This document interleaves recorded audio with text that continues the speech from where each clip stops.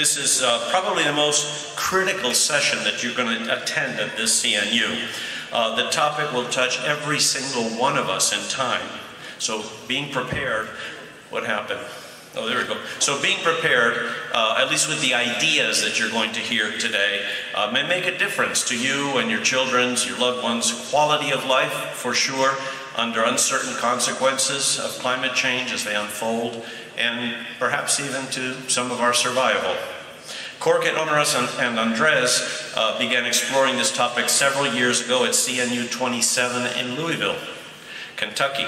Korkut will tell you how the concepts evolved and matured. The collaboration of Dr. Onaran and Dr. Duany, honorary doctor at Yale, right? Just received. New graduate.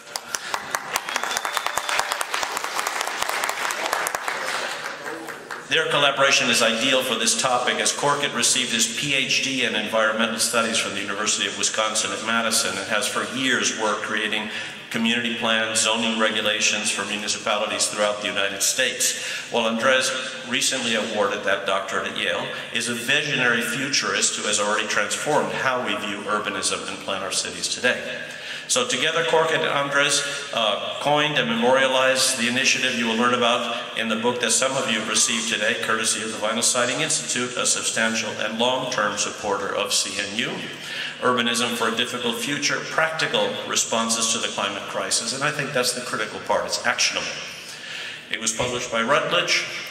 Those of you who did not receive a book today, Korkut will tell you how to get one. So with that, Korkut, the podium is yours.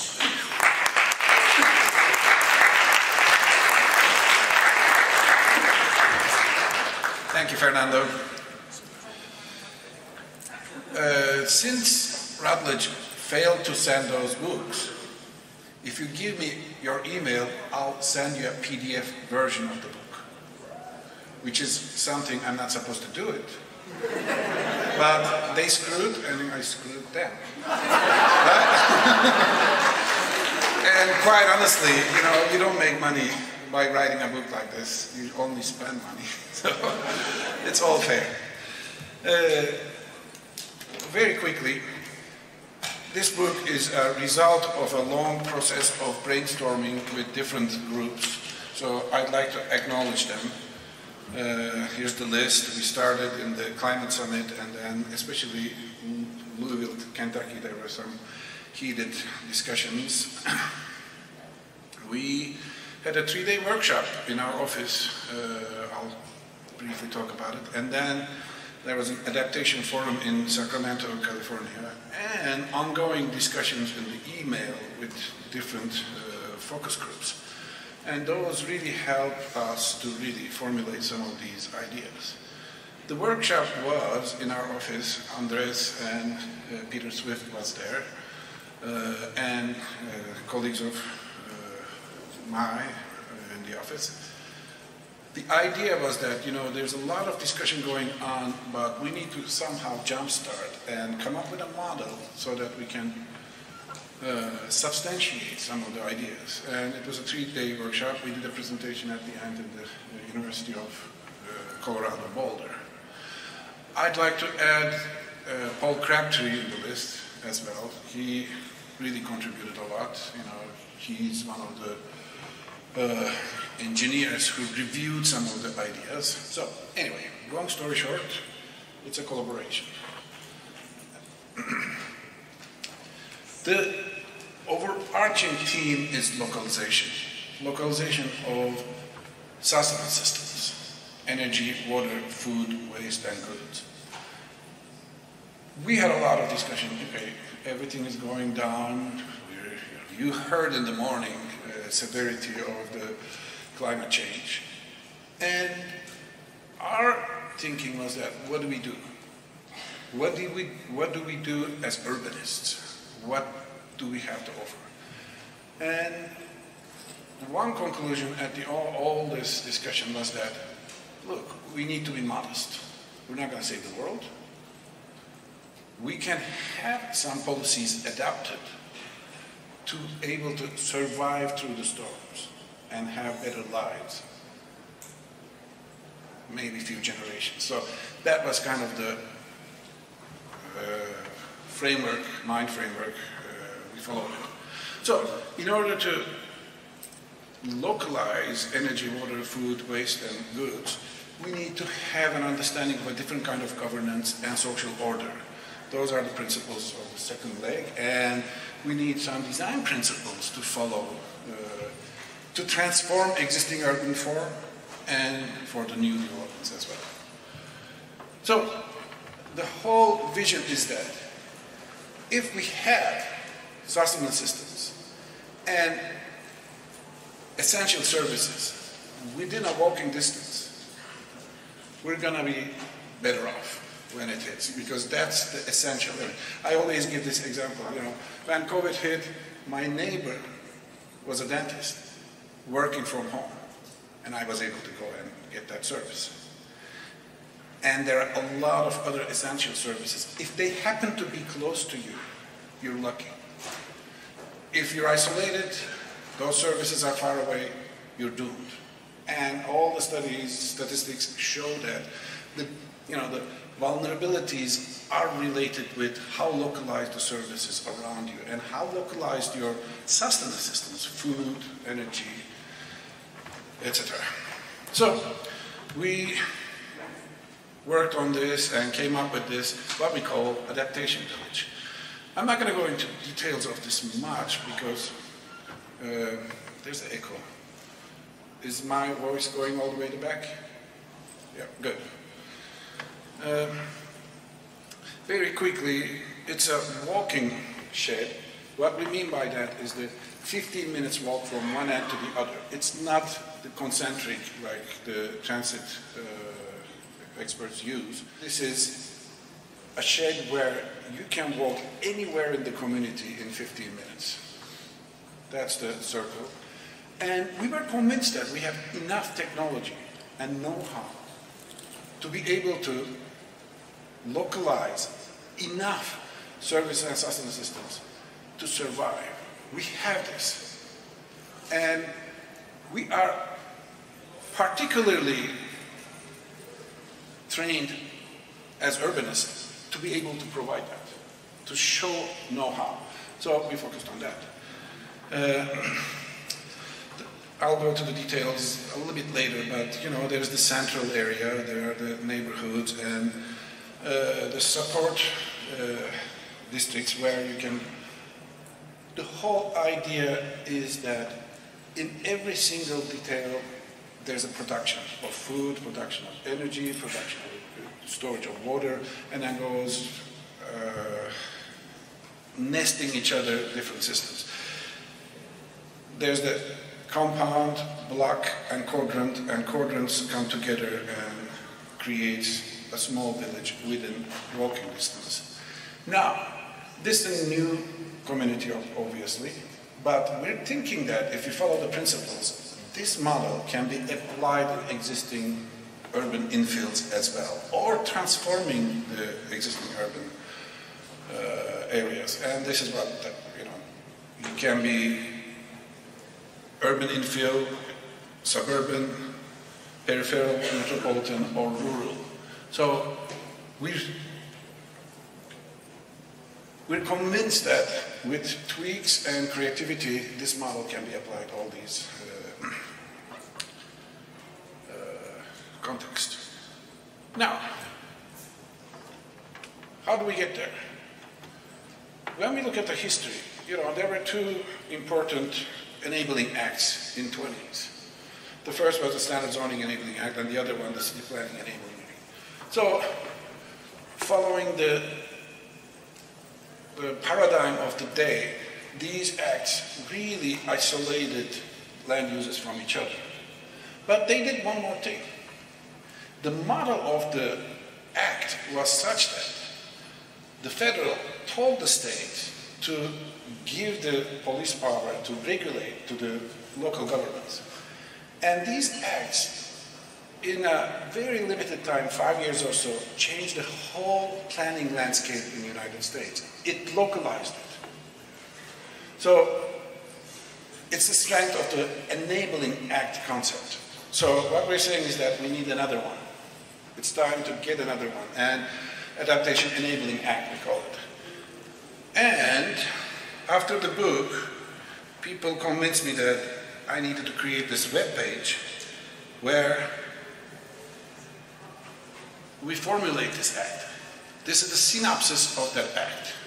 I'm going to go into that. And the site is hyperlocal urbanism. Here's the act.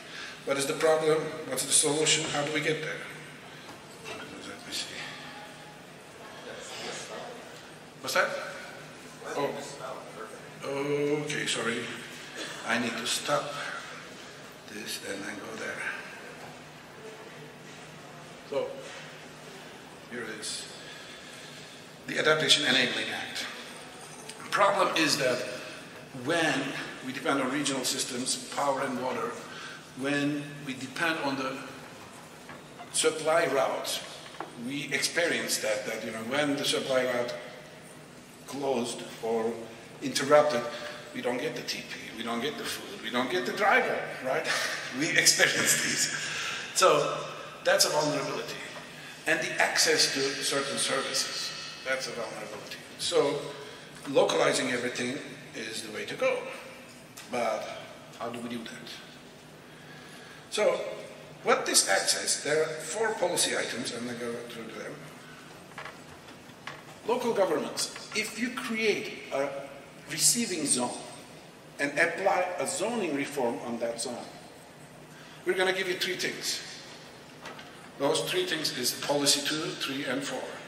2 is preferential tax treatment for local businesses, opportunity zones, so that tiny little small businesses can get tax credits. So imagine, I always tell this, a subdivision, typical single-family subdivision, 1,000 houses. There are a lot of expertise within that 1,000 people or 2,000 people. If you were to capture, let's say, 4 hours a week of their labor in that neighborhood, that creates a local economy. But zoning doesn't allow you to do that. So that needs to change. And on top of the zoning, not only you need to allow, you need to encourage that with a tax credit. You know, I'm an architect, I work, but maybe on the side I do something, a small business. Oh my God, I get a tax credit for that as well, because I'm in that particular zone. And that service, you know, architecture is not that important maybe, but you know, if you're a dentist, that becomes much more essential when it's needed, right? Anyway, so the second is tax deduction of rent. Renting is like throwing money in our economic system. So we need to encourage that so that we have that kind of mobility to bring the labor close to where it is needed. And in order to do that, we need to encourage that. And again, within that zone, that's the second carrot. And the third carrot is direct financial help for localization of the infrastructures. I'm going to put a leach field. I need some money. And FEMA and federal agencies right now trying to be proactive. They try to find a way to encourage more resilience. Here it is. It's a very simple model. Put the money in here. But basically it's like a block grant. If you do those, you get this. You know, if you do zoning reform, you get these 3 items. So I'm going to go into what those are a little bit more detail. Let me go in. I went through that. So, zoning reform. To enhance financial resilience of average household, that's one of the purposes, and create productive ownership opportunities, and diversify the neighborhood. So that's the essential starting point. There are 5 items, and I'm going to go through those one by one. And these are simple. And some states are already doing that. We had a very aggressive bill in Colorado Senate. It died, unfortunately. They killed it. But there's going to be another one, I'm sure. And permit multiple families and unrelated people to live on the same structure, same lot. So basically, get rid of the single family. It doesn't matter who lives in that structure. It's very interesting. There's a lot of discussion about that, especially in the second one, you know, provide multiple dwellings on a lot. You know, the building, the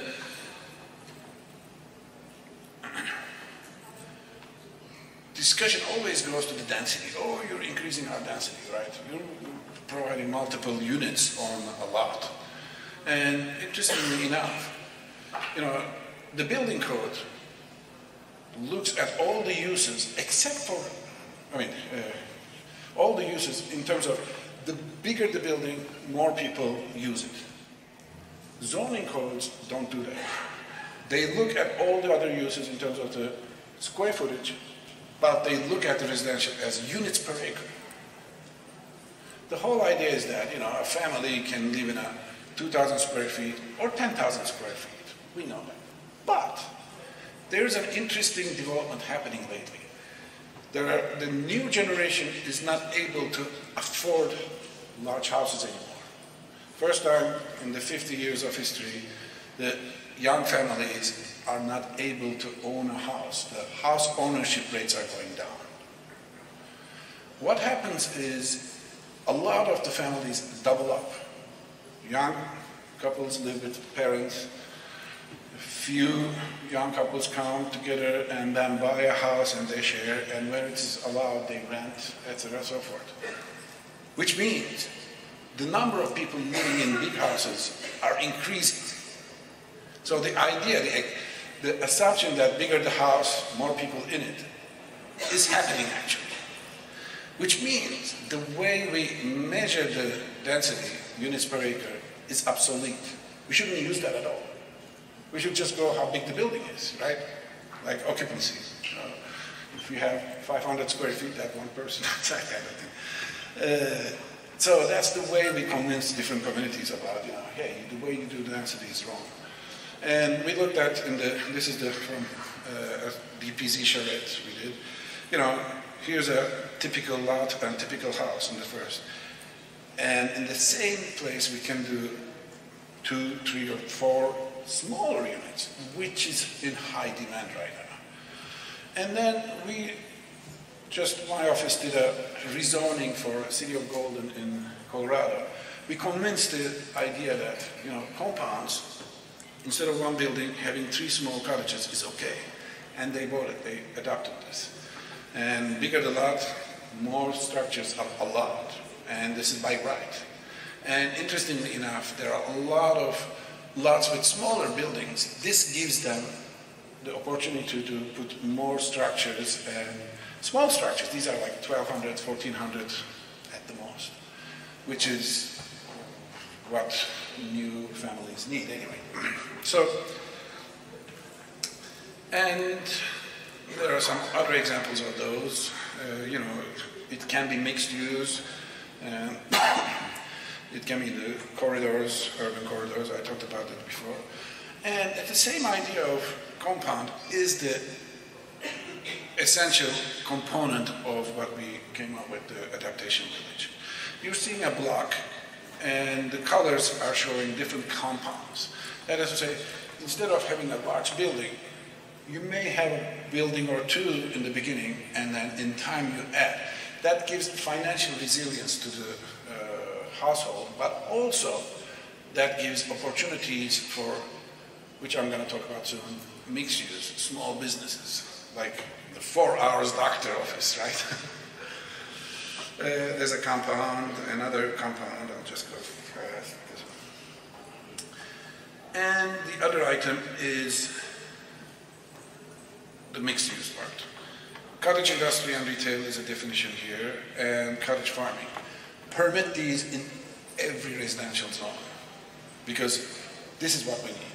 This is the kind of local diversity we need to have in all our neighborhoods. And as long as the size matters, as long as it's small and the impact is not that big, these should be allowed because we need them. If I cannot grow tomatoes and the supermarket is closed because truck is not coming, my neighbor is growing tomatoes and selling me. That's what I need. so that I'm not hungry, right? We need to support each other. And then small subdivisions. This is again something we passed in the city of Golden. Basically what it says is that if you have a large lot and if you can provide what we call the green court or common court, you can subdivide into small lots. Previous code didn't allow that. Previous code required street frontage for every lot. And we said, as long as you have connection to the alley and to the street through a common court, you should be able to subdivide. And these are tiny little lots. And this gives a lot of opportunity when you need it. There's an example of that. And that way you can really mix small buildings with larger buildings and it works well. And finally, I'm just going to go to some of them. I talked about these. Finally, permanent rentals. So this is the zoning reform. And the whole idea is, again, the purpose is to increase the financial resilience, but more importantly, diversify the services in the walking distance. And you don't need to rebuild a lot of things. You can adapt this today, even in the worst single-use suburban district, things will start to change. As long as people start understanding the importance of those tiny little businesses, interventions, things start to happen. This is a tiny little, this guy sells coffee in front of the Denver train station, and he's very popular. That's the kind of thing, tiny little business intervention makes a difference. When you need a coffee, you really appreciate that person being there and serving it, right? So, very quickly, I'm going to go through the design principles.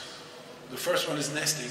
And this is not just the physical design. This is the whole infrastructure. That is to say, take electricity. Right now, you have the big grid, and a lot of communities allow you the household production, right? In between those two scales, there's nothing.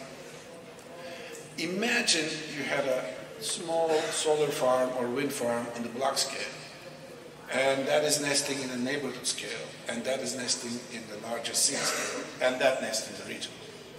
If regional goes down, city kicks in. If city goes down, all the way to... So it's the same thing about food, which we are more familiar. When I talk to a lot of food experts, oh, we need this amount of land to feed us. How about our neighborhoods? A lot of urban agriculture proved us that if you put enough labor in a tiny little area, you can do a lot of food production. And again, if those are nesting with each other, you create that. And it's the same thing about the governance, actually. Subsidiarity principle tells you that, problems should be solved as local as possible. Which means the compound level, block level, neighborhood level governance should be increased to manage the infrastructure that is localized. If you have a big water tower in each block, if you have a well in each tower, like Venice used to have, then you need an organization that takes care of that. We're very familiar with the HOAs, but HOAs don't, in our tradition, didn't have that kind of ownership and technology. They own clubs, they own golf courses, but never, energy farm, like solar farm. It's the time to do that. Transect, everybody familiar here probably. It's still an important principle. I'm just going to go very quickly so that we can... In the book, we kind of looked at the densities and how Transect can regulate the kind of production that happens in each segment in green. And again, even though there's a new community, actually it can be implemented in, urban infill as well. Succession is an important, okay, it grows in time, you add this, but there's something else happening in succession. It's not just phasing, it's not just adding a structure. It's changing the structures according to the need. We used to have that kind of agility in the past. You know, all of a sudden you realize that there's a need for a certain business in the neighborhood, and a person changes the living room and makes that business. You take out the garage and put a wood workshop and start selling. And okay, you need to do renovations, and all of a sudden there's a need for glasswork, right? Somebody, okay, I'm gonna do glasswork on the corner. You know, not too far away, 100 years ago or so, in a lot of neighborhoods we had that kind of thing. You go to London today, you know, the Mews and such, they have that kind of agility. We need to create that agility. And that's called succession. That is to say, succession in field ecology means, as you grow, the growth of mutual support, growth of synergies. And the analogy, when it applied to local economy, means filling the niches of what you need.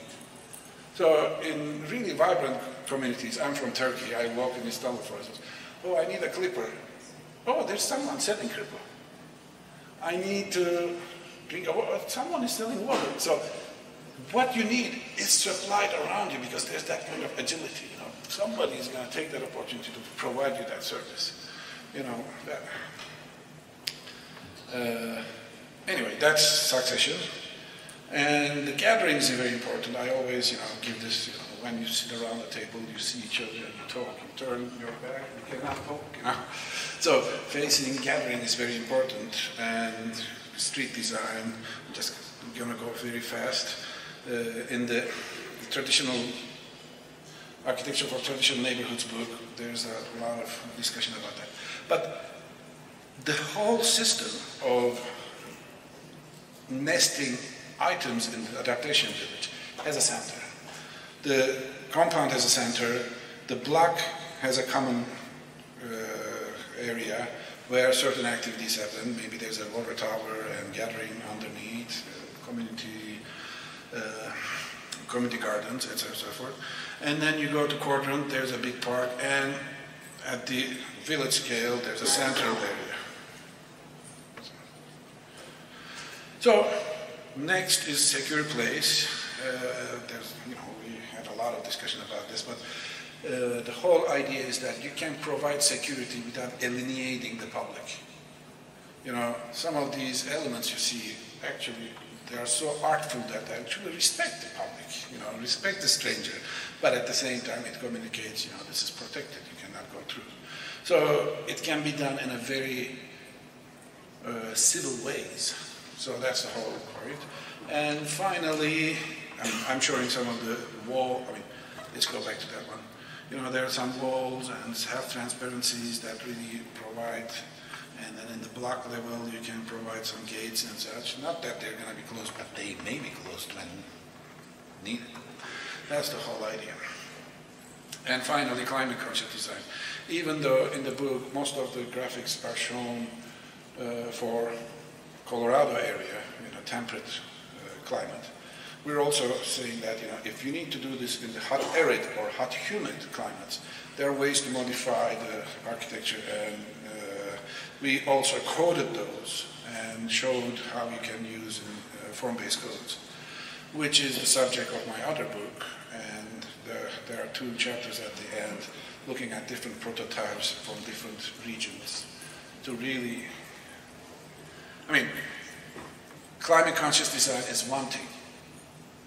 We're familiar, but climate conscious codes, zoning codes, don't exist. So we need to start doing that. And I show some tools for that. Anyway, that's it. Thank you.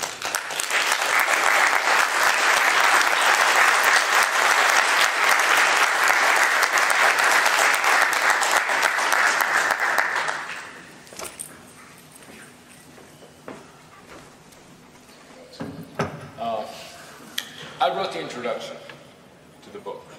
Many discussions. Korkut has a style which is very, very amenable, anecdotal. Imagine him in a Turkish coffee shop telling you this. Okay, it's actually much better than up here. That's not my style. So I said, okay, Korkut, we worked it all out, I'll make the introduction. I will explain your personality to the American way of thinking. But I think it's very important, actually, next time that I speak first, because actually I set the context for the details that you give. So now this is backwards, and I'm going to give you the context. And the context is a series of differentiations. And I've lost my notes, because the devil lives in my telephone. But I will try to actually be coherent. It is a series of distinctions that need to be made. Okay? And I should begin with this distinction because you should always begin with the humans. Environmentalists, the response to climate change has different market segments. Environmentalists sometimes don't like other kinds of environmentalists. Some of them think that others are just greenwashing, people who are faking it, just to give you an extreme example. And the movement can no longer convince people with further statistics. It's already horrifying what's going to happen. We know the feet, the inches, the number of people that might die here and there, the loss of Florida, on and on. Okay, we've done as much as can be done, and increased statistics are progressively ineffective. Once 100 million people die, and once 10,000 species a month disappear, what's another 10,000? Okay, we're inured. You have to know who you're talking about. We don't need to tinker with the appliance. We need to connect it to the people who need to do something with the appliance. So we design the connection. There are, to use real estate terms, there are several market segments, and they're different. The first ones are the denialists. There are plenty of denialists, and they are hopeless. Okay, it is not your job. When somebody says climate change is not real, and they may be a very intelligent person, it's not your job to convince them. There's a whole industry to convince them, including the United Nations. Okay, so a denialist is not our job. There's another kind of person that we assume is everybody, which are people who are ethical and can be convinced to do the right thing because nature is worthy. And they always show you the polar bear cub, beautiful little animal, on the ice floe, about to die. Okay? And these are people that can be convinced by the ethical argument. And you can speak to them by saying, buy the solar panels, whatever it costs, nature is deserving, and if they look like hell, put up with them. Okay? That's the ethical response. It has some pickup in Northern Europe. Denmark, North Germany, people actually pick up that argument. It doesn't work at all in America. Very few people can be made to do that. There's a second set of Greens, environmentalists, who actually are called the cool Greens. And as long as it is beautifully designed, they will do the right thing. And the Tesla is the poster child. There are many other green cars before the Tesla, but the Tesla looked good. Okay, one of the things that Elon Musk has done is he has really good looking solar panels, and the appliance that goes inside the house looks so good that you can put it in your living room and show it off. Okay? It's actually very design intensive, and it's mostly at the level of architecture, not urbanism. It's at the level of architecture and product design. Finally an electric bike that makes me look good instead of a loser. Then they take off. Okay? And that is important, but it's architectural scale. The third scale, and by the way, the ethicists hate the cool Greens. They're the ones that say, that's just greenwash. And they'll tell you, you see this shirt? It's made out of bamboo. Whoa, bamboo, recyclable. And actually they say, that is exactly the same as rayon. The same process, you're just using bamboo fibers, okay? It's fake. It doesn't do a damn thing. So that's a very, but boy, it's beautifully designed, it feels good, etc. It's the difference between the original granola that broke your teeth and carrot cake that was delicious. Okay? People really like to have their teeth broken. The original environmentalists from the 60s, they collapsed because the architecture, you couldn't have a finished piece of wood, and so you got splinters when you touched the handrail. You know the look, right? Very different. Now the third is very interesting because it's the economic argument. And they're called the greenbacks, the greenback being the old term for the dollar. And all you have to do is give them the economic argument. Don't talk to me, just tell me, oh, I save $80 a month? Great. Oh, this creates 7,000 jobs? Great. I get a subsidy? Great. I don't care about the polar bear. I don't care whether it looks good. I will put a solar panel on the roof as long as it saves me money. The economic argument is the only one the politicians make. Biden, Clinton, everybody says this is good for America because we create jobs. It's good for America because we create jobs. That's the easy argument, it's the political argument. And you have to identify the people you're speaking to. If somebody shows up with a bicycle of a certain kind, speak to them a certain way. If Greta Thunberg shows up, you speak to her the first way. If a politician shows up, just make the economic argument.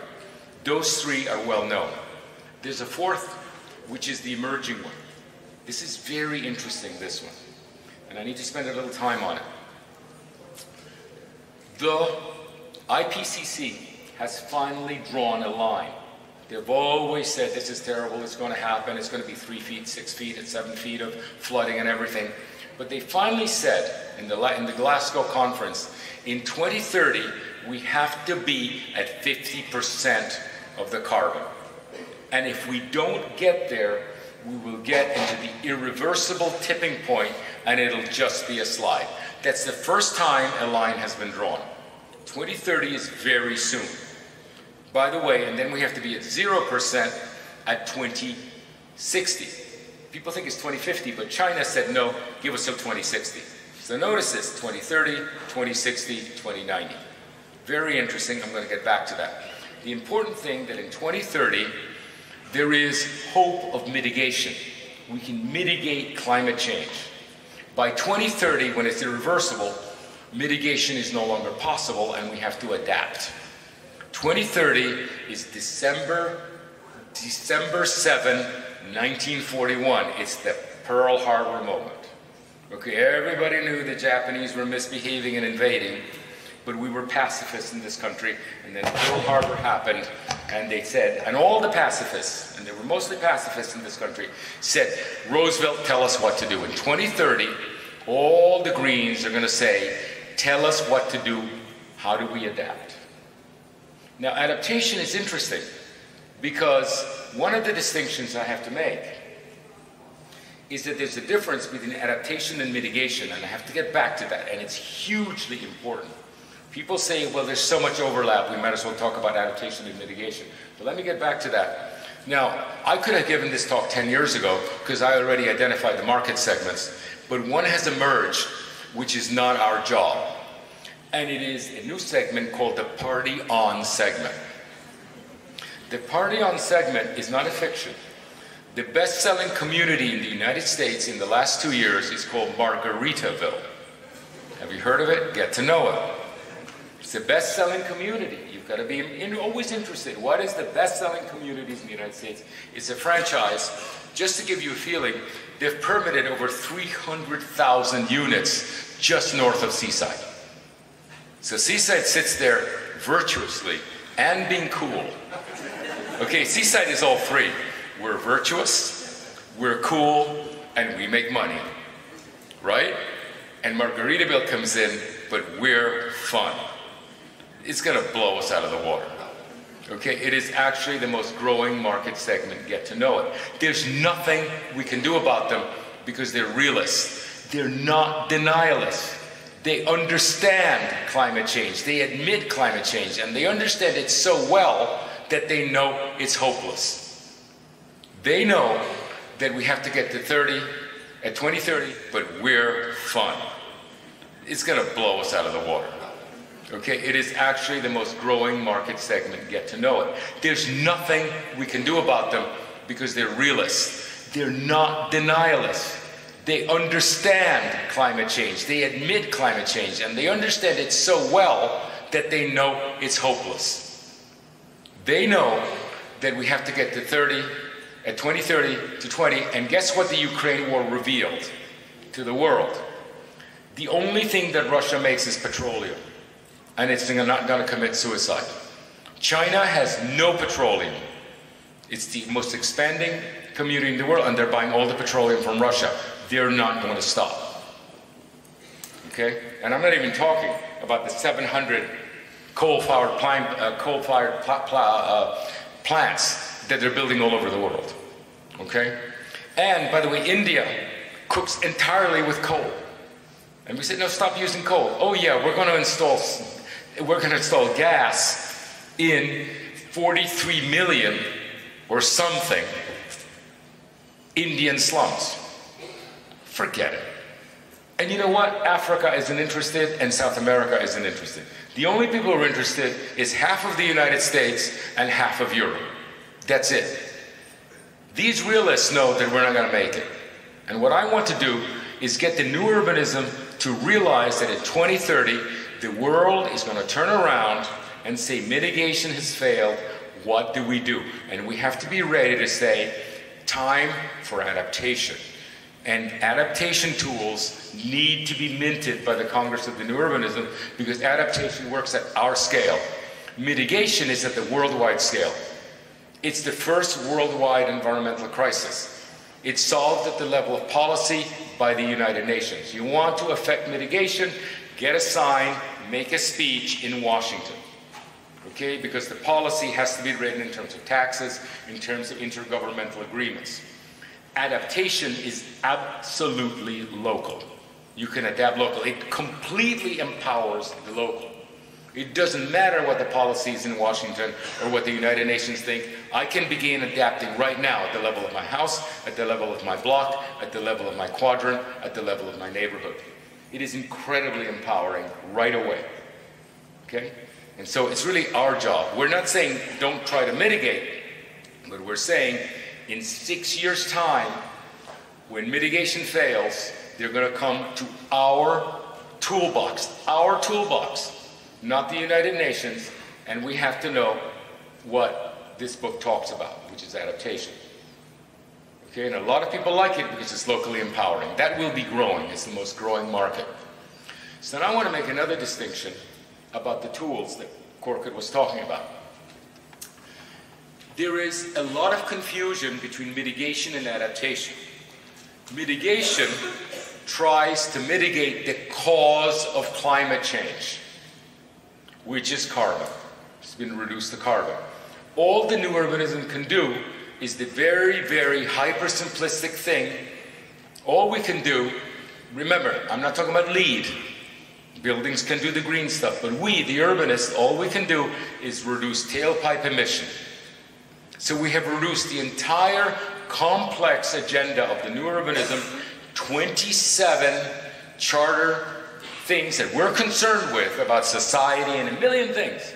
And we're saying everything we do has to mitigate carbon, and therefore we have to raise density, and therefore that's it. So that's just raise density to mitigate carbon, to reduce tailpipe emissions, because carbon causes all the things. It desiccates the program of the new urbanism. And more we speak about less about the 27 charter amendments, and everything is at the level of we must increase density because it enables transit, because it reduces carbon. Please, that is even more simplistic than rails to trails. Okay, we have hyper-simplified, we have desiccated the complex, interesting, important program of the new urbanism. Mitigation is terrible for the urbanist. Go for it, but let's actually start focusing on adaptation. Okay, so mitigation is reducing carbon. Adaptation is the cause. Mitigation is about reducing the cause. Adaptation is about dealing with the consequences. Totally different. What are the consequences? Drought, flood, fire. Drought, flood, fire, windstorm, heat wave. Thank you. What? No. Those are the primary consequences. The secondary consequences are locusts, plague. It's plague, which we may not be able to do anything about, but social instability. Social instability is what Korkut was saying. Hey, the world actually, as the world becomes impoverished, marauders who are not bad people, they just take advantage because they're starving, marauders will approach us. What's happening at every border from south to north is actually people that are climate refugees in Europe and in America. They're the beginning, okay? We don't need to punish them, we just need to deflect them. A marauder is not a criminal. They're just taking advantage. The kind of person that walks up, tries the handle of your car, and if it's locked, they just go to the next car and the next car. All that happens, and this is, you can tell in the Middle Ages, those walls that you see in medieval cities, people say they were so weak. What did they do? They just hassled the marauders, and they went on to the next town. Oh my God, it's going to take 3 days, to steal the stuff from these people because they got a wall and a gate. Let's just go to a town that doesn't have a wall. It's just deflecting the problem. The way we lock a door, very simply, the way we actually put a fence up to say this is the beginning of my yard, that's what we're talking about. Okay, we're not talking about walled, stupid walled communities. We're just talking about eliminating the problem. I need to spend some time on it because we get attacked on this. But social instability is already happening. It is absolutely already happening. It will continue to happen and it won't stop. That's a secondary consequence. So the primary consequences are the biblical ones. The drought, the fire, the flood, etc. The secondary ones are the starvation, social instability, etc. Okay, all of those are in our toolkit. The second ones are in our toolkit, and fantastically, they're local. Okay, so you see the distinction? Now, what causes some confusion is that some of the tools, if you do a diagram of mitigate tools, you list the tools here, the 20 principal tools, and there's mitigation, and there's adaptation, some of them overlap. Some of them are pure mitigation, some of them are pure adaptation, and some of them overlap. Okay, so that's good. Very often the adaptation tool helps with mitigation, and that causes a huge amount of confusion.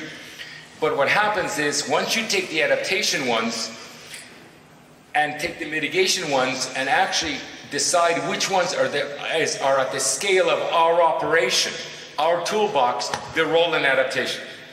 Adaptation's our toolbox. So we are not a marginal organization. We are the central organization for adaptation. If we only pick up the challenge and not join the other 2,000 or 3,000 organizations, including the United Nations, that are already on it with mitigation. If we get on mitigation, we're just piling on something that is completely and brilliantly under control. No one's doing adaptation. So I actually think it's unethical to actually just pile on because it feels good, because it's politically correct, because we're popular. We should actually stick to our job, which is adaptation. That's the case that I want to make.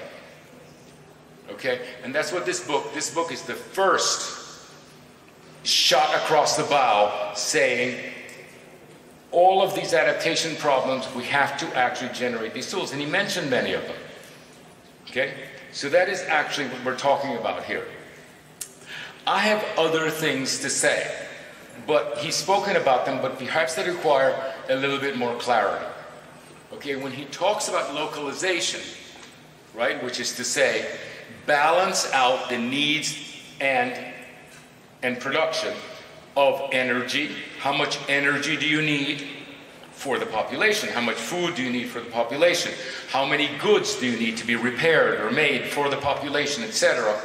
You have to localize it. Our job is to decide what is the shed of each localization. It isn't a single shed. For example, the school shed has to be within walking distance. Okay, the watershed has to be defensible. Therefore, start digging wells again. Because out there, they might steal the water. I live in a town in France that is right next to the source of the Pont du Gard that takes the water in the Nîmes. Right? We have a river there that's called the Eure, from which Europe came from, and the mayor is digging wells inside the city because he can't protect the valley. The mayor of Uzès. It's really quite fascinating. Why is the mayor digging a well within the perimeter of our city? Because the water's here, and that water belongs to the entire province. Well, this water belongs just to us. It's really interesting how people are beginning to do things.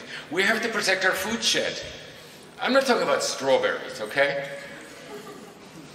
You know, it's just when the strawberries don't come from Chile, you know, let's just have whatever our local berry is. That kind of thing. I forgot to say one thing about I made the analogy of the different ways to argue for the solar panel, right? Do the right thing, make sure it looks cool, it's a good business. You know what the fourth one is? Don't you want to bridge the blackouts? Aren't you already having blackouts? Haven't you been to Latin America? It's normal to have blackouts. You know, and maybe you want to keep your computer going for the 2 hours or 2 days or 2 weeks of the blackout. It's in Florida with hurricanes. We all have electric generators because it takes 2 weeks to restore electricity. We can't shut down our business and not have refrigerators. So we all have in the box, not unpacked yet, the diesel generator to bridge. So 4 totally different arguments to do the right thing, which is install the solar panel. Incredibly sophisticated stuff of the kind that we use to sell real estate, of the kind that the industry does to design a bathroom and a kitchen. We do that kind of stuff just to sell real estate. Would you be happy with this kind of living room or that kind of living room? Would you be happy? Do you prefer this kind of furniture arrangement or that kind of furniture arrangement? Well, the same thing with solar panels. Okay? What kind of solar panel argument can I make to make you actually get a solar panel? And when they walk in, you know, some kind of right-wing guy, you know, who says, you know, this is all bullshit. I said, yeah, but, you know, don't you want to bridge the blackouts? Don't tell them about the polar bear. The polar bear is nothing but a problem to them and an insult. But what, bridge the brownout? That's happened to me already, yeah. Happened in Texas, it's happening there, it happens all the time. So it happens in Latin America. Now, I happen to know that this works because I worked in Haiti. And I had the experience of visiting a hotel, and actually even more interesting, visiting a compound. And you know, in Haiti, the whole thing is falling apart. The sewers don't work, doesn't work, everything's poisoned, etc. And when I went to visit this fellow, who was kind of middle class, and I said, I'd like a glass of water, they said, yeah, here it is, here's the sink. I said, what? The tap? They have their own well. They have their own power supply. They have their own everything. They have their own production, their own filters. They have their own security.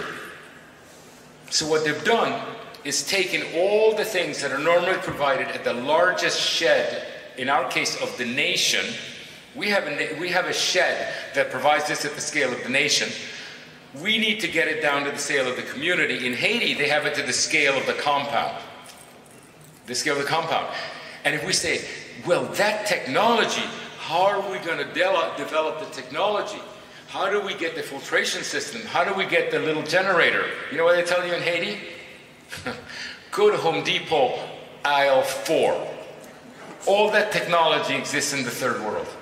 It doesn't need to be even developed by us. It just needs to be identified where it exists exotically in already the places that are experiencing the problems, and we need to bring them in now and say, this is how it's done at the level of the compound, this is how it's done at the level of the block, this is done at the level of the community. Another thing that happens is that everybody is empowered. Okay, Greta, who's doing her job in mitigation, you have all sorts of children that really don't necessarily need to be taught to hold up a sign. They need to be taught how to farm. They need to be taught how to fish. They need to be told what kind of berry can be picked and how, and mushrooms, and they need to even be taught to hunt. Not to kill people, but to hunt. Okay, all of that actually gives purpose to the young, whose purpose now is to just buy the latest running shoe. In the absence of any other mission, do we give the young a mission? They don't have a mission, except a mission that is hopeless, which is go affect the United Nations or the President of the United States, go to the mall. Really? Why don't you learn to fish? Let's have a tilapia pond. Hey kid, my 6-year-old, 3 people are coming to dinner. It's your responsibility. We need 4 fish. Get it? That's a mission. By the way, today, the asparagus are not waiting. The asparagus today are ripe.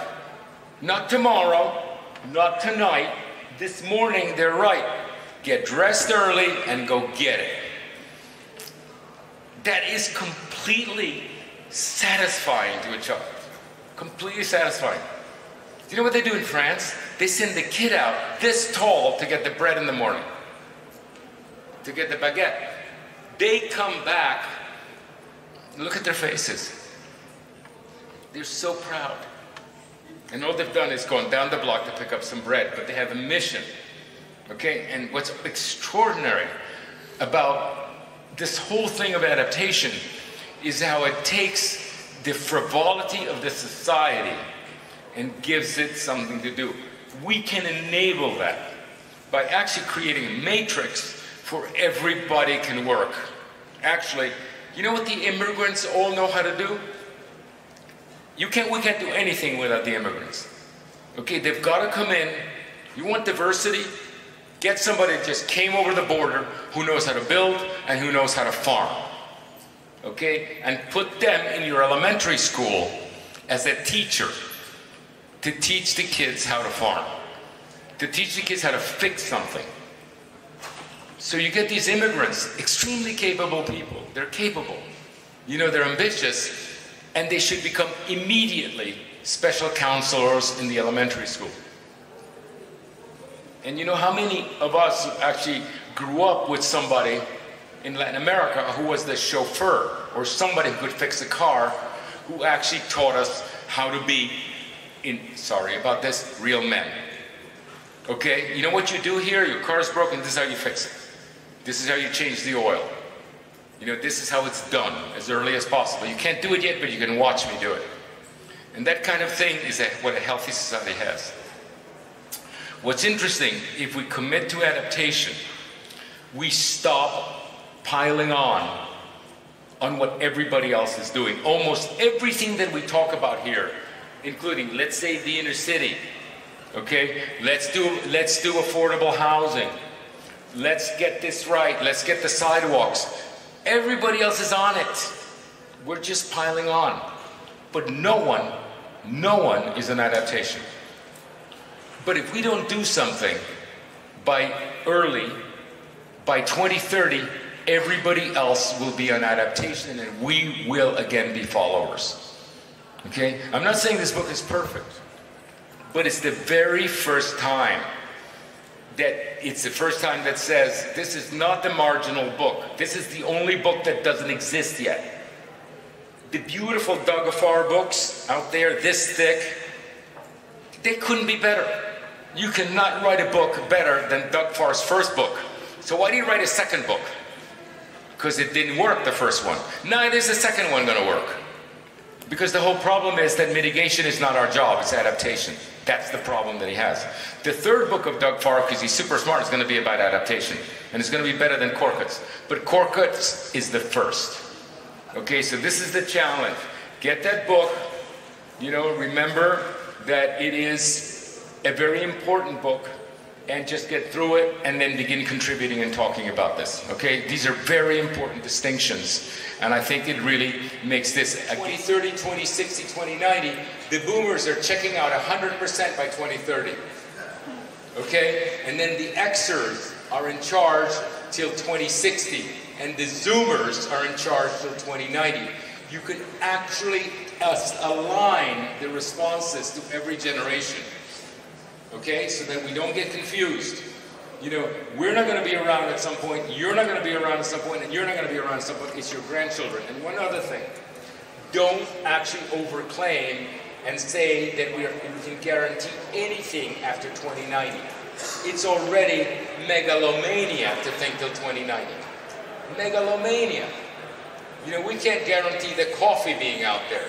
And we're saying what it's going to be like in 2090, which is why you need to have successional, you need to have subsidiarity.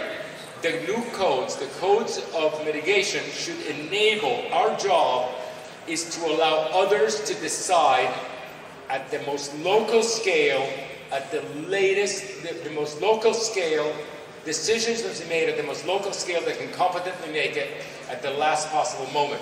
We need to actually decode the new urbanism. Our code should be how little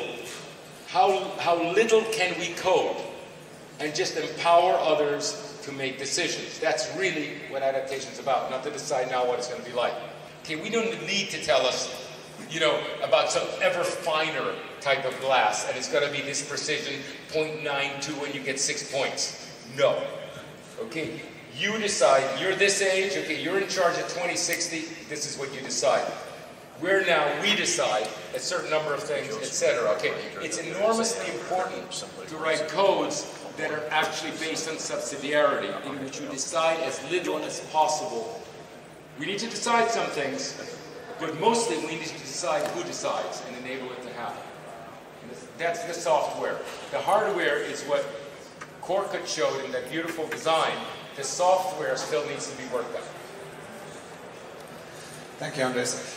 Reminders, the AI credit, if you want an AI credit, 1 credit, you need to sign to that sheet. Well, we need questions. Yeah. Also a reminder about PDF. If you want a PDF copy of the book, give me your email. Now, questions. If you want a PDF, you can sign it. You can put your email address on the same sheet. If you want a PDF, put PDF email address on the same sheet. If you don't want AI, just don't put your AI number. If you want PDF, put PDF.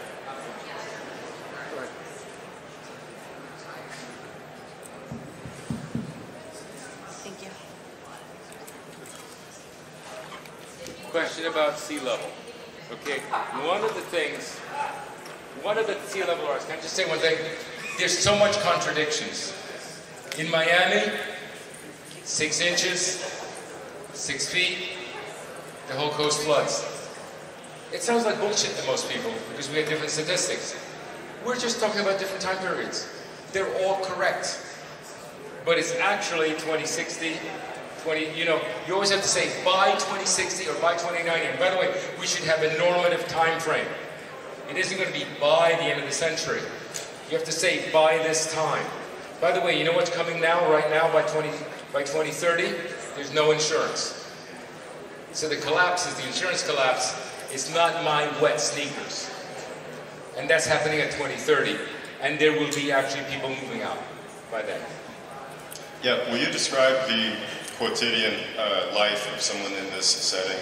I struggle to imagine if it will be much more complex. They're personally accountable for way more things, their own energy, their own water, or at the same time, if it will also simplify their own asparagus. Will it be a big brain drain, focusing on all of this stuff? Nothing that a medieval peasant couldn't do.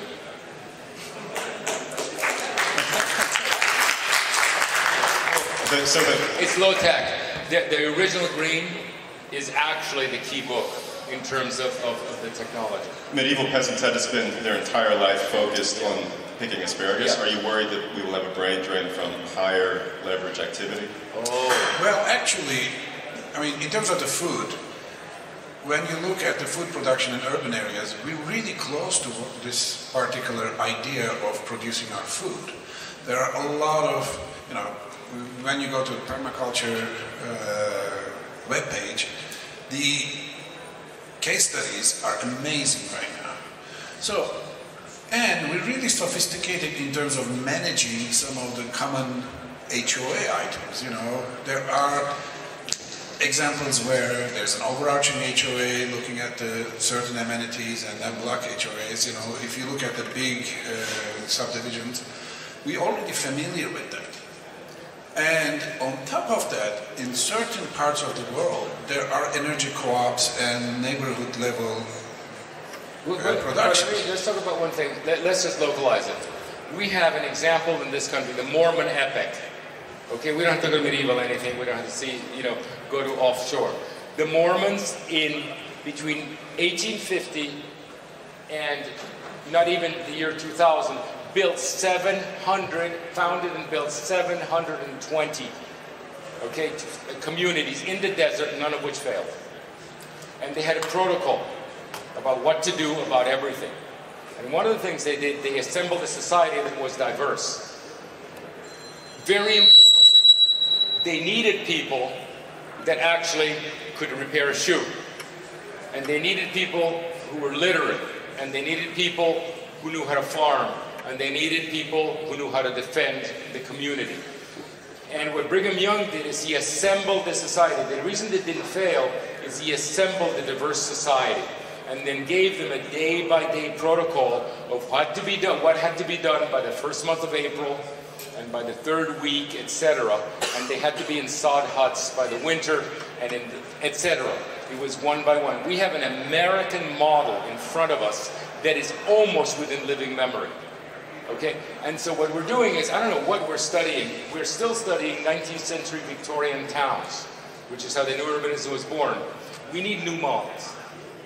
And the 1920s developers that we adore are no longer the relevant model.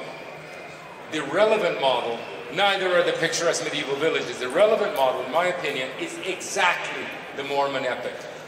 And we should actually be entirely conversant with all their protocols that are all available. And it just works like a charm, what they did. And one of the things they did is when something had to be grown like food, every Mormon family, and actually every Mormon elder, had the ability to give any child what's called a call. You receive the call and you say, today the asparagus need to be picked by 8 o'clock. Or the creek needs to be cleared of trash by 8 o'clock. Just a few, a few protocols of how you get things done that are actually, some of them are still in place. It's just we're focusing on all, in some ways, almost entirely the wrong thing. Yeah. Regarding to that question, there's a personal level of transformation we need to go through. If you're working for a single job for 60 hours, stop. That's not good. That's very vulnerable. You need to diversify the way you're making money as well. And you need to have more time in your week to put more time to community. That's resilience. But it starts with that. See, but we have in front of us our mission. My mission is not the same as your mission, and it's not the same as your mission, because you're different ages, right? What you need to do is get ready. You really need to learn how to farm. Okay? You really need to just learn how to lose weight. And stop eating processed food. Learn to love asparagus. And we need to actually get out of the way as soon as we concretize the message. But what's amazing is that you can key it to generations. Because we're giving the same, we now have an incredible diversity of age here, and we're actually having the same message, which is more or less irritating everybody. Okay, I'm getting irritated because I'm getting messages that are not from my generation, etc. Okay, the messages are different for each generation. Okay, and actually, after your child, can you please, it's okay, that's so far down the line, let's just worry about him and you. That kind of thing, the megalomania of thinking forever, we should avoid entirely. We're not going to save the world, it's not our job. But we're going to save the people that do, that actually follow our advice. Yeah, question? Yes, more of a comment than a question. I'm a carpenter and a sociologist, and so I did kind of go to school to learn how to garden thing, except I'm a builder. And so it's not really a question, it's more of a comment. I really resonated with the concept of like inner block industrial types. Like that's my dream basically, to be able to have really complex wood shop, in my neighborhood. And then another, so I wanted to give you a little citation. And then another one is on the subject of, like, yes, we need to regulate into code, but who? Into what? One of the last things you said in your speech was, who is going to do the coding? Not, is there going to be coding? You basically enable people to code at the scale at which they can actually make. For example, the compound, right now, you can make decisions for your household. But if you want to build a pavilion in your backyard, you need to go to City Hall because you're setting precedent for the entire community. You need to convince 87,000 households, okay? There's got to be all sorts of smaller scale increments, so all you need to do is convince 6 neighbors to let you build the shop. And it only sets precedent for your 6. You see, right now, you have nothing. That shop you want, that workshop, you have to convince City Hall, and you're setting precedent for your entire community, which is absolutely impossible. Well, Philadelphia was built by carpenters. At that point in history, there was you've got a future. There was no distinction between carpentry and city planning. It was one job. Yeah. So that could be another. And by the way, you don't have to go to muscle power for your carpentry. Do you know what I mean? You can actually still use table-mounted machines. Well, it isn't going to get that bad. I'm actually a cabinet maker, so it's even cabinet maker. Small scale and more fun. Right. Thank you. What is this? The first one is just how it's about the Carpenters Company of Philadelphia. The second one is something I wrote. Okay. Well, this could be a model. You see, we're looking for models that are different from the models of the 20th century New Urbanism. We need different models. Like, we need to know about your carpenter in Philadelphia. That's the kind of thing we need to know to talk about. The carpentry citation I did right. The other one is synthesizing use in form-based coding under metabolism. Okay. So, thanks.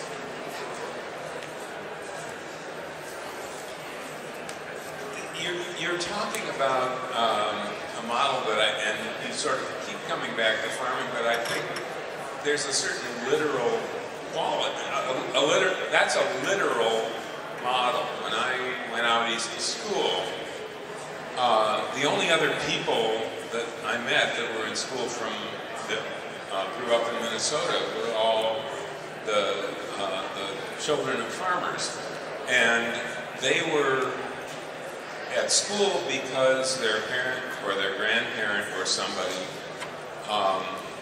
had to get the harvest in, and something broke, and they had to fix it, and so they, figured out how to do that, and then they patented it, and they made a lot of money on it, and there it was. And this whole question of, and then you were talking about, what makes a man a man. These people that, that were saying, well, this is the carburetor, and this is how you fix it, and show you how to do that kind of stuff. That's a level that is not this sort of, high, technical computer programming sort of thing, but it's hands-on, and John Deere has been sued because they want to fix your tractor, and you have to get the crops in. This agrarian model is not a bad model. It's very healthy. Just one thing about if you think this is hypothetical, go to Cuba. Cuba has no petroleum. And once the Russians stop giving them petroleum, and once Venezuela stops giving them petroleum, we have a model exactly to the south of what's it like to fix a carburetor. Okay? Americans change parts. Like, I've got cars. I'm kind of a car guy. All the American people just want to buy a part. But you can look at a Cuban mechanic who knows how to repair a part. So there's still a memory, actually in Latin America, there's still a memory of how to make and do and repair things. They know how to build because they don't have developers building for them. They know how to farm because they must. They're still from the land, and they know how to repair things. I think that this actually, one of our programs should be, how do we enable the immigrants coming over the border and house them and empower them to teach us how to get ready for this. They know how to do it already. Actually, we should have an immigrant, several specialized immigrants in every elementary school. You know, and this is the guy who's going to teach you how to actually grow something and harvest something and fix it, and fix up a machine, fix a toaster. Questions? We have questions. Yeah. I'm right there with you, but I was wondering how you... Yeah. Oh, sorry. I was wondering how you would differentiate your discussion of, you know, re-teaching people how to be agrarian, how to exist in that society, compared to like the Mao era, sent down, yeah, Chairman Mao, like the sent down youth programs in the mid-20th century where they sent a bunch of Chinese youth from the city into the fields to work and learn. How would you differentiate your explanation of that idea? Or Well, I mean, devil is in the detail. In the Mao, the rejection of the culture is very different. I would use another example, Victory Gardens during the Second World War in England, actually. All of a sudden, there's a food shortage and government decides to encourage backyard gardening. And food dependency of England in few years dropped 50%. That's the lesson we need to learn. You know, it's like, don't exaggerate all of a sudden. By the way, the government manuals that teach you how to do this in half an acre all exist. Perfectly clear, perfect instructions are there. You know, maybe what we should have is actually the CNU should reprint the Victory Garden instructions. You know, like it's not that far. People still remember this. It's the last waning of the memory when a car could be repaired. You know, when you could sharpen a saw instead of throwing away. But it's about to leave, it's about to go. You know, and that needs to be enabled and not so much AI. One other thing, I mean, we romanticize the knowledge and technology. You don't need to reject the specialization. You just need to have an expert next to you in your neighborhood. That's the zoning reform. You can do that with zoning reform because they are already there. The people you need live next to you, but they go somewhere else, commute, work far away, and they don't even talk to you because you fight over the parking space on the street, right? So that needs to change. You need to realize that your life depends on your neighbor and their abilities because they are different than yours. You say that it's on its way out, but on the local level, we're seeing an increase in youth interested in farming, interested in learning how to sew again, the handcrafts, things like that, craftsmanship, you know, carpentry, things like that. So you say it's on the way out, but where is it on the way out? Because I'm from the Midwest, or South Midwest, Arkansas, Northwest. And so we're seeing that increase, and we have a large population that's continuing to grow at a rapid rate. But if you say it's on its way out, why are we seeing a resurgence? Okay, well, it has been on the way out for a long time. What's happening is that there's a new uptake. You know, what's happening is that actually what you're doing is responding perfectly according to your generation about what needs to be done and needs to be learned. I mean, it's absolutely to be expected that you wouldn't be like his generation, who didn't have the troubles. But ours certainly didn't. You know, so it's actually you're part of the solution of probably the 2060 period. And right now, you're pretty exotic. You have to remind me that you exist. But it's going to be commonplace. But you know, we're also thinking about the diversity we need. We not only need gender and economic and racial diversity, we need skills diversity. Do you know that every medieval town had a wall? But they were not homogeneous like our walled communities. Inside that wall, there needed to be somebody that could take care of a horse, and somebody that knew how to amuse the duke. So there was the jester and the person that actually could shoe a horse, all living in the same community. What's stupid about, what we don't like about the wall is not the wall, quote unquote, the threshold, is not the wall itself, it's the homogeneity within the wall. Okay, because what we need is a shed, and within each shed, as the Mormons knew, There needs to be one literate person. There needs to be somebody that could make a barrel. If you can't make a barrel, you can't ship out your produce.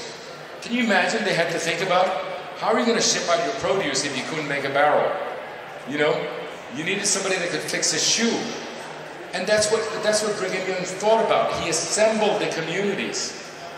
You know, so that actually they survived. It wasn't the Mormon layout that was the miracle. The miracle was the diversity that he was able to do, that he was able to put together. Now, how we get the diversity to happen when we're not Brigham Young, I don't know how to do that yet. You know, how do we get that diversity so that every settlement is actually complete in a balanced way and therefore resilient? No idea. Okay, but we know that it has to be something like that. How can you have bicycle if you can't repair a bicycle? Somebody has to repair a bicycle if you're going to have a bicycle as your transportation.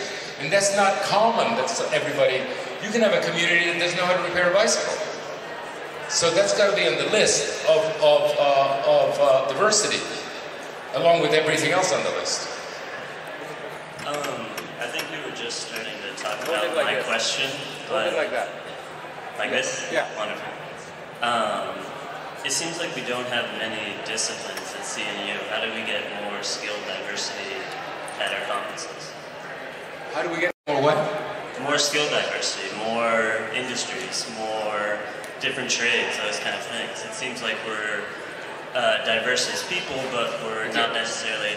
This is the most diverse organization you've ever been in, although it's insufficient. It's the only place where traffic engineers talk to civil engineers, talk to developers and architects of developers and planners. This is actually probably the organization that breaks the most silos. We even have doctors talking about urbanism and about the health of urbanism. Okay, this is really, we're already the most diverse. What we are saying is that we need to add more of the hand makers and that kind of thing. Does anybody here know how to make bread? Excuse me. Oh, Jesus. Okay. That's great. Instead of saying, is anybody here young? Is anybody a minority? We say, does anybody know how to make bread? Has anybody ever harvested an asparagus? You know, whoa! That's really impressive. Well, one other thing I want to say, even in the most single-use suburban neighborhood, if you look at the list of professions living there, you have a great diversity, usually. Unless, you know, you're in one of those communities in the 50s, they did architects community, doctors community, like that was the stupidest idea, right? But most of us live in a very diverse set of abilities. They just go somewhere else to deliver that. We don't tap into it. Yeah, we don't tap into it. That's the thing. And by the way, we not only tap into it, we don't enable it. Okay, so you know how to grow an asparagus. Are we providing a place for you to grow asparagus intrinsically in a new urbanist community? Are we actually providing a place where you can repair radios and toasters intrinsically in the community? No, we're not doing that. That needs to be added to the agenda.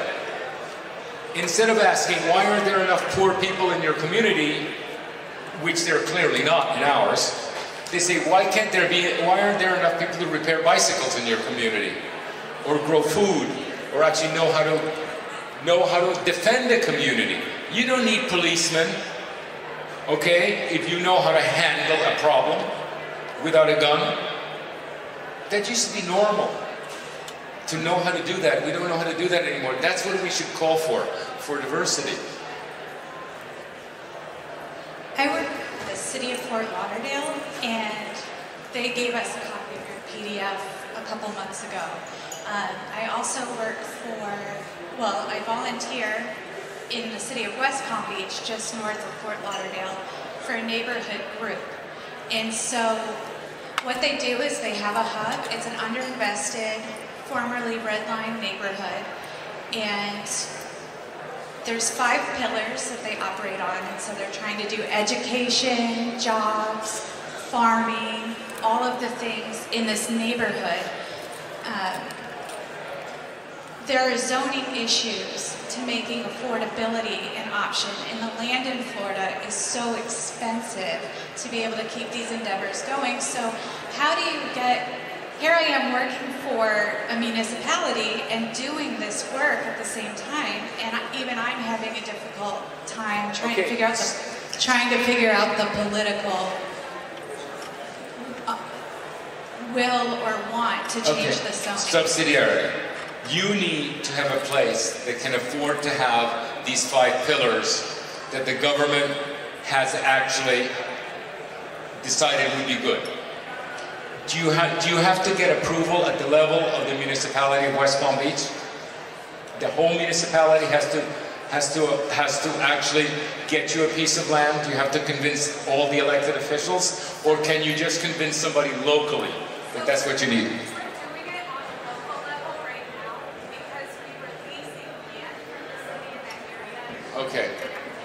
Okay, look, I'm not hearing what you're saying, but it doesn't matter. What's happening is... I would like to tell you, we had 3 acres of land that we were leasing from the city, and they did not renew our lease, and so we are doing it on the local level. So just to do the gardening and things like that, you can do guerrilla gardening, you can do all kinds of things, but in terms of zoning and affordable housing and all of the components that you need for this, being able to do the ADUs, being able to do all of the things that we talk about at this conference, how do you get the political will? How do you have this conversation? There's a lecture I gave 1 hour, it's in video last CNU, look at it.